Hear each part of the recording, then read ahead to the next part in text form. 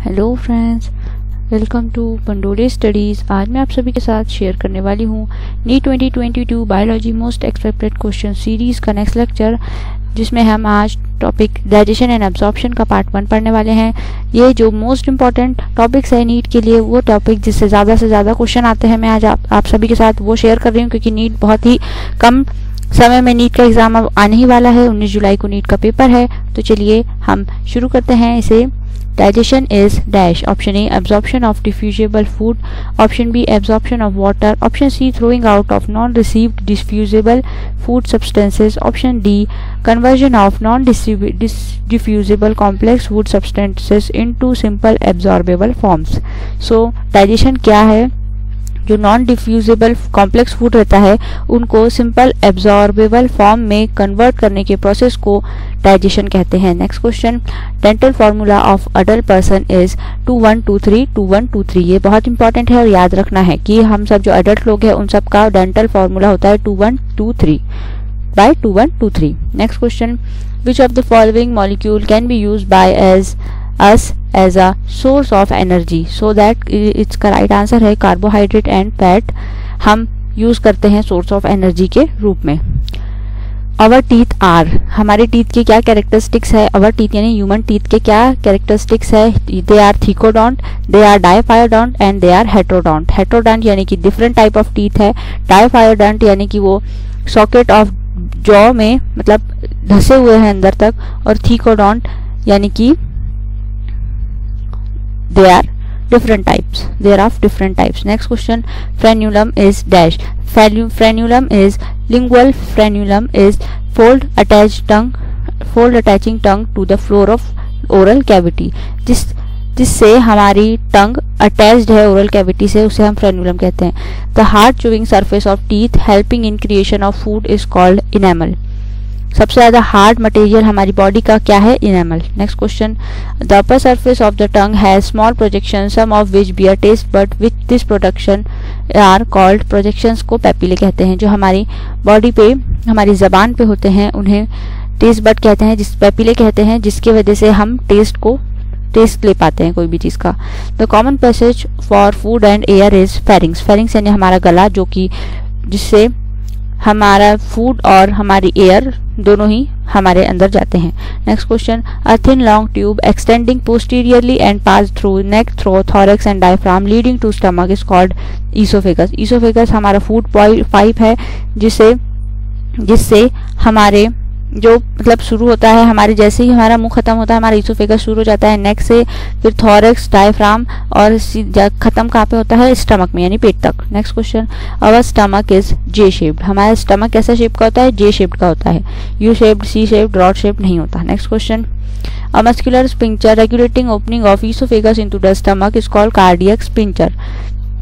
हमारा जो ईसोफेगस है वो स्टमक में जाके खुलता है, वहां पर एक ओपनिंग है जिसको स्पिंक्चर कहते हैं, यानी कि रिंग लाइक चीज होती है जो कॉन्ट्रैक्ट और रिलैक्स होती है, वो कहते हैं, उसे कहते हैं जो हमारे स्टमक और ईसोफेगस के दरमियान है, उसे कहेंगे cardiac sphincter. Cardiac sphincter is gastro oesophageal sphincter, मतलब कार्डियक स्पिंक्चर को गैस्ट्रो ईसोफेजियल स्पिंक्टर भी कहते हैं। Next question, the stomach is located in the upper left portion of the abdominal cavity. कहाँ प्रेजेंट होता है हमारे स्टमक की लोकेशन क्या है? एक इंपॉर्टेंट क्वेश्चन बनता है इस पे नीट पे कि स्टमक की लोकेशन क्या है, तो upper left portion of the buccal abdominal cavity में हमारा स्टमक प्रेजेंट होता है। Next question, the narrow distal part of stomach leading to the intestine is called pyloric. जो जहां से हमारा स्टमक खत्म होता है वो वाले पोर्शन को क्या कहते हैं? Pyloric. So the proximal part of the stomach which opens in which esophagus opened is called cardiac। जहाँ esophagus ओपन होती है यानी कि स्टमक की शुरुआत कार्डियक स्पिंक्चर से होती है। कार्डियक स्टमक के स्टार्टिंग पॉइंट को कार्डियक कहते हैं और एंडिंग पॉइंट को पाइलोरिक कहते हैं, और बीच के पार्ट को फंडस कहते हैं। Which of the following is not a part of stomach? So caecum is not a part of stomach. Caecum stomach का पार्ट नहीं है, बाकी पाइलोरिक, कार्डियक और फंडस दोनों ही स्टमक के पार्ट है। Next question, the opening of stomach into duodenum is guarded by. So दोस्तों आप लोगों ने देखा कि डियोडेनम इंटेस्टाइन का पार्ट है, सो दैट जब स्टमक खत्म होता है और ड्यूडेनम शुरू होता है तो वहां पे कौन सा स्पिंटर आएगा, सब स्टमक के लास्ट वाले पार्ट पर, तो पाइलोरिक स्पिंटर आएगा, क्योंकि स्टमक के लास्ट वाले पार्ट को पाइलोरिक कहते हैं। नेक्स्ट क्वेश्चन, तो वहां से जो ड्यूडेनम में खुलेगा वो होगा ड्यूडेनम यानी कि लार्ज इंटेस्टाइन, स्मॉल इंटेस्टाइन, तो वहां पे डी नंबर पे, मतलब D is the right answer, pyloric sphincter. Which of the following part of small intestine open into large intestine, so ilium is the part जहां जो ilium last part है small intestine का, जो कि large intestine में खुलती है। सो duodenum, jejunum और इलियम ये तीन पार्ट होते हैं स्मॉल इंटेस्टाइन के। तो जब ड्यूडेनम में का क्या खत्म होता है, स्टमक खत्म हुआ ड्यूडेनम पे, ड्यूडेनम से शुरू हुआ ड्यूडेनम, जेजुनम और इलियम, ये तीनों स्मॉल इंटेस्टाइन के पार्ट है। स्मॉल इंटेस्टाइन खत्म होगा इलियम पे, इलियम से शुरू होगा, इलियम से जस्ट शुरू हो जाएगा large intestine.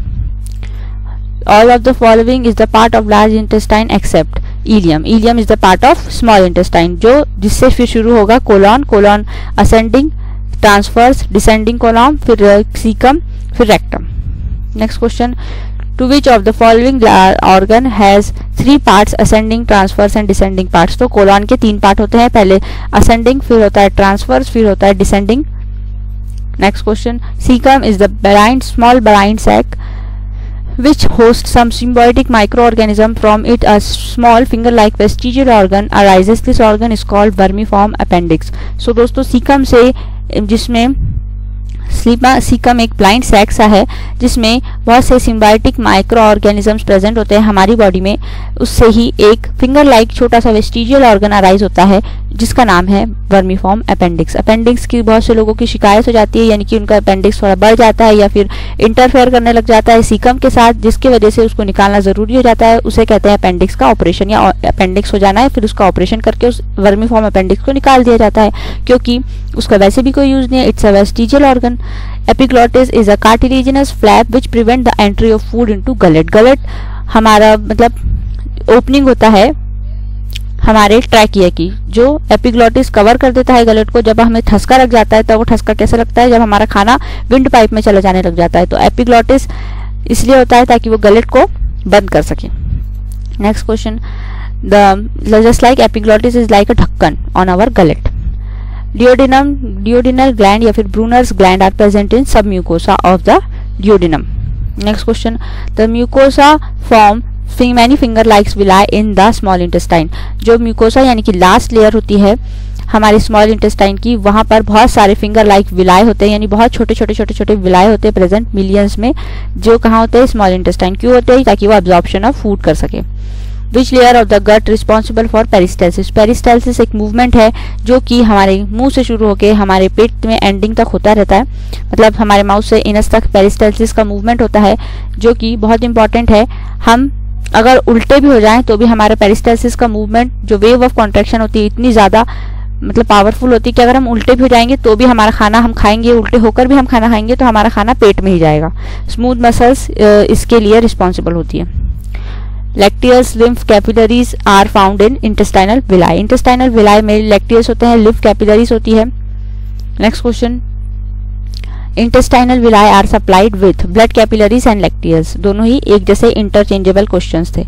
Next question, the number of salivary gland present in human being is 3 pair. 3 pair of salivary gland हमारे ह्यूमंस में प्रेजेंट होती है, पैरोटिड, सबमैंडिबुलर और सबमैक्सिलरी।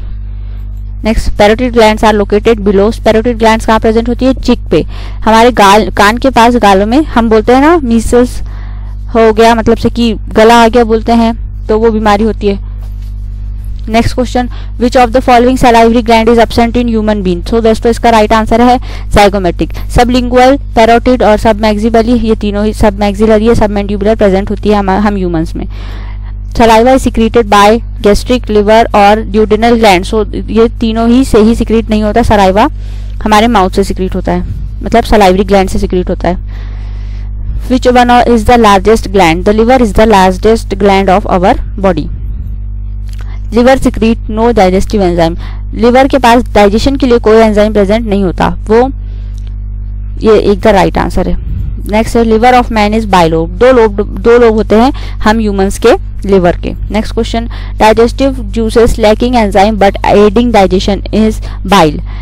ये बाइल जो है, ये बाइल हमारे लिवर से सिक्रीट होता है जिसमें डाइजेस्टिव जूसेस नहीं होते, डाइजेस्टिव जूसेस होते हैं लेकिन एंजाइम नहीं होता, पर डाइजेशन में बहुत इंपॉर्टेंट रोल प्ले करता है। An adult human liver is weight is 1.2 to 1.5 kilogram, मतलब से कि 1 किलो 200 ग्राम से लेके 1 किलो 500 ग्राम तक हमारे लिवर का वेट होता है। Liver is situated in abdominal cavity below diaphragm, मतलब डायफ्राम के जस्ट नीचे एब्डोमिनल कैविटी में हमारा लिवर सिचुएटेड है। Hepatocytes secrete bile, no digestive enzymes. Hepatocytes the cells of liver are called hepatocyte, जो कि बाइल सिक्रीट करते हैं पर उसमें डाइजेस्टिव एंजाइम्स नहीं होते। Bile is produced by liver, मैंने आपको इसका पहले ही बताया। सो दोस्तों हमारे 40 क्वेश्चन यहाँ पे खत्म होते हैं। आप ऐसे ही वीडियोस के लिए पंडोली स्टडीज के साथ जुड़े रहिए और मेरे चैनल को सब्सक्राइब करना बिल्कुल मत भूलिएगा। Thank you for watching this video. इसे ज़्यादा से ज़्यादा लाइक कीजिए, इसे शेयर कीजिए अपने दोस्तों के साथ, कमेंट्स करके मुझे बताइए कि आपका जो भी डाउट है। सब्सक्राइब कर लीजिए पंडोली स्टडीज़ के यूट्यूब चैनल को और सब्सक्राइब करके बेल आइकन को प्रेस करना बिल्कुल मत भूलिएगा। थैंक यू फॉर वॉचिंग दोस्तों।